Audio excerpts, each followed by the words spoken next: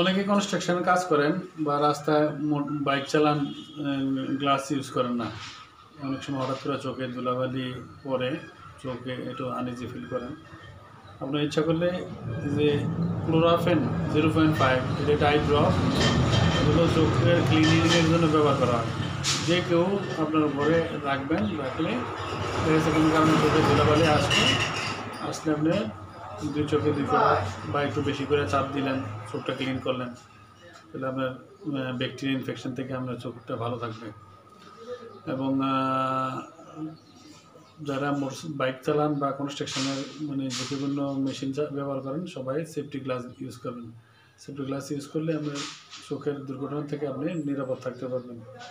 এই যে এটা হলো ইবনে সিনা কোম্পানি। বাংলাদেশে ওষুধ কোম্পানির অভাব নাই।